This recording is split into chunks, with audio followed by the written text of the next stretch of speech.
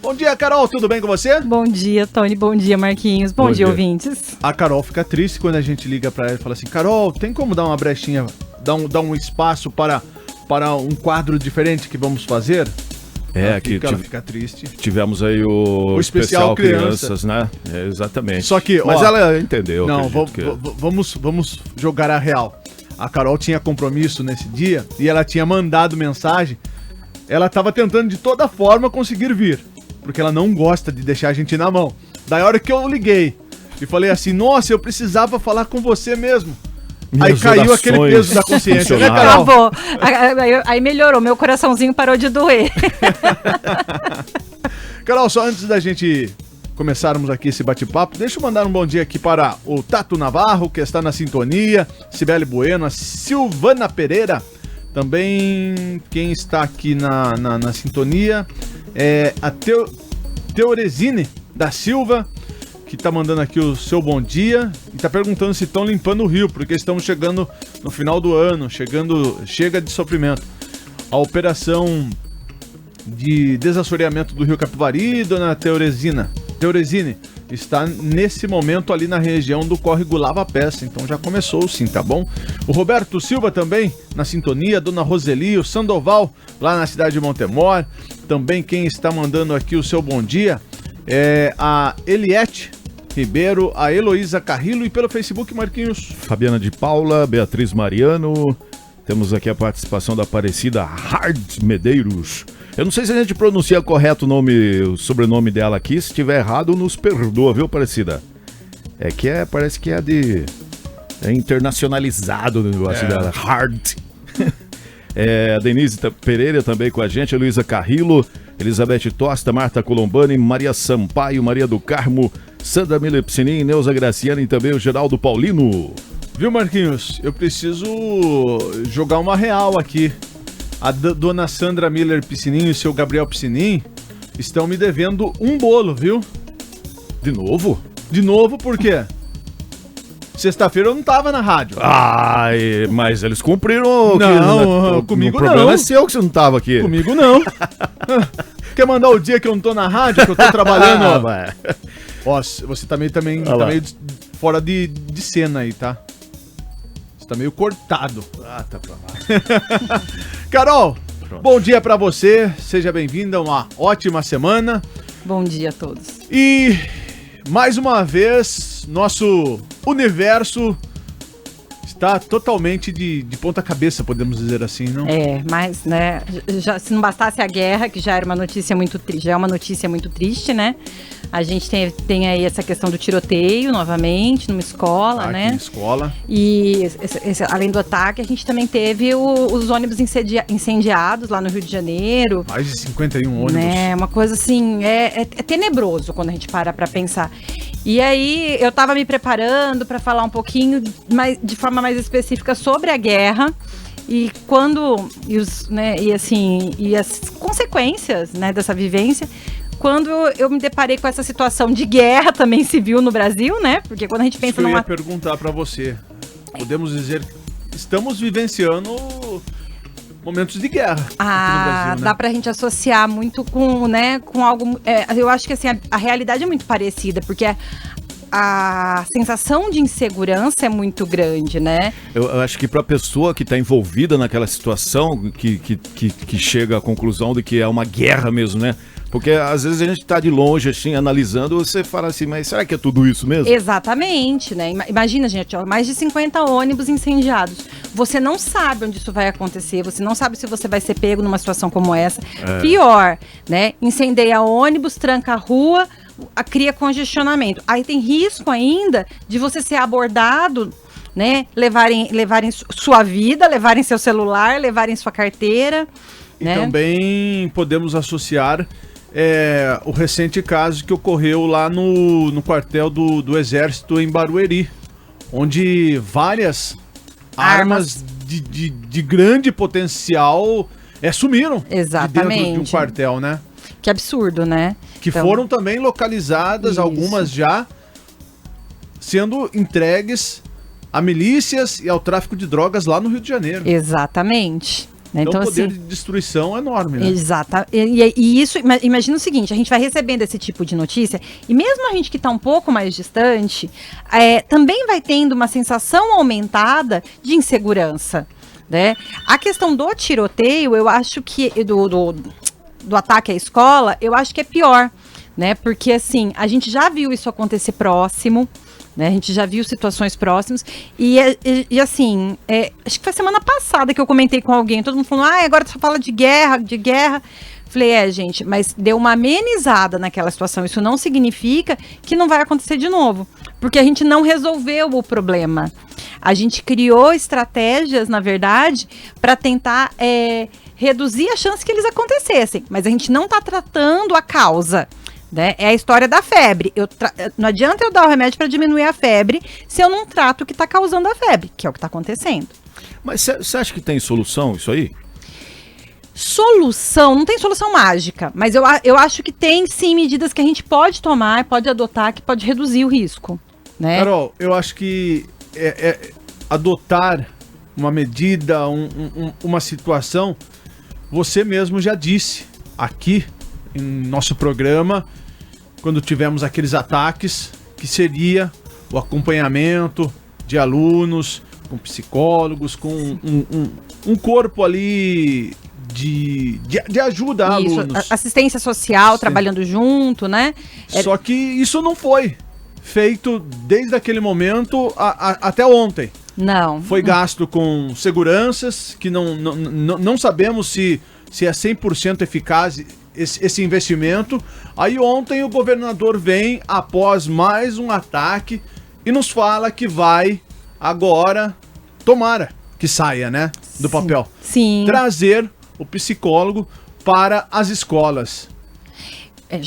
Isso já era para ter sido feito antes, né? Porque assim, a presença do psicólogo garante que não vai acontecer mais? Não, mas reduz a chance do bullying, auxilia na identificação de problemas psicológicos, né, ou transtornos mentais, favorece o encaminhamento dessas pessoas para profissionais que possam de fato ajudar. Né? E aí ou até mesmo identificar, né, uma situação que aquele aluno está pensando em... Isso. E aí quando eu coloco situações de risco, eu não estou nem falando só de uma situação de risco ao outro, né? A própria pessoa. Né? Então, quantas vezes a gente pode estar trabalhando, por exemplo, para reduzir o risco do suicídio, né? A gente teve o Setembro Amarelo agora, campanha, né, de Setembro Amarelo, mas a gente não tem um trabalho efetivo, realizado de forma constante dentro do ambiente escolar, né? E aí todas essas situações, elas me levaram a pensar em falar um pouquinho sobre transtorno de estresse pós-traumático, né? Porque, assim, essas situações, que são situações gritantes de violência, elas costumam gerar respostas emocionais que, assim, após o evento, elas continuam trazendo dor, trazendo sofrimento e fazendo com que as pessoas tenham prejuízos na vida social, na vida familiar, né? Por quê? Porque a gente tende a ter emoções mais perturbadoras, memórias muito tristes, né? Em situações como essa, a gente tem uma sensação constante de perigo. Às vezes, algumas pessoas, elas se desconectam da realidade, elas acabam tendo um afastamento, uma sensação de como se elas estivessem anestesiadas, né? E isso é muito ruim.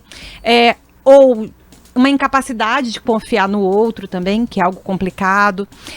Lembranças assustadoras, e aí tem alterações de sono, tem alterações de convivência mesmo, né?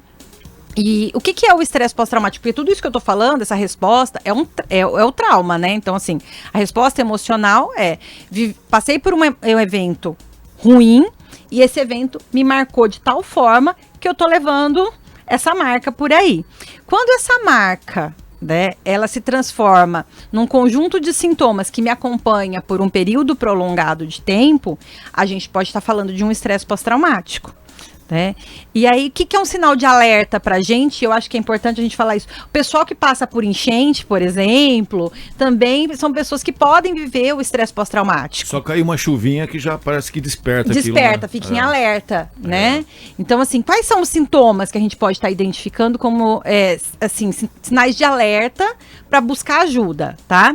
Primeiro, revivência. O que é revivência? Acabou aquele evento, aquela situação, né, da enchente, a situação do ataque, a situação de uma guerra, mas na minha cabeça eu continuo revivendo aquilo.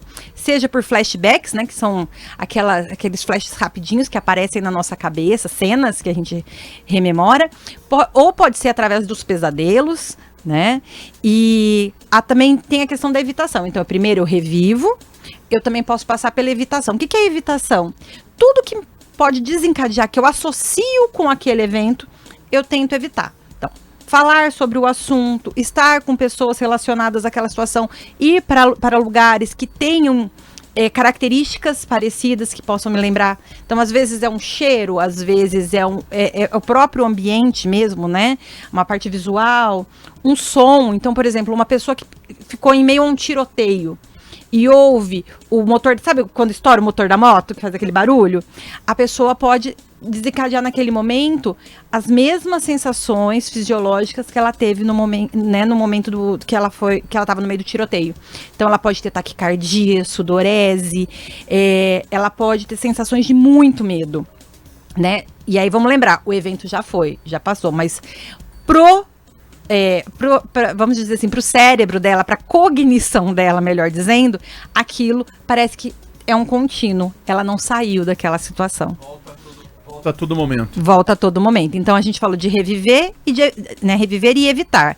Aí tem a questão da culpa. A pessoa pode se culpar ou pode culpar o outro. Então, por exemplo, nossa, eu podia ter feito. Por que eu não percebi? Por que eu não fiz tal coisa? Né? Ou, nossa, fulano fez isso, fez aquilo outro. Então, são situações que são complicadas. Aí tem a questão do desligamento da realidade, que a gente já falou, né? Então, uma sensação de anestesiamento, de distanciamento, como se eu estivesse vivendo um sonho, uma fantasia.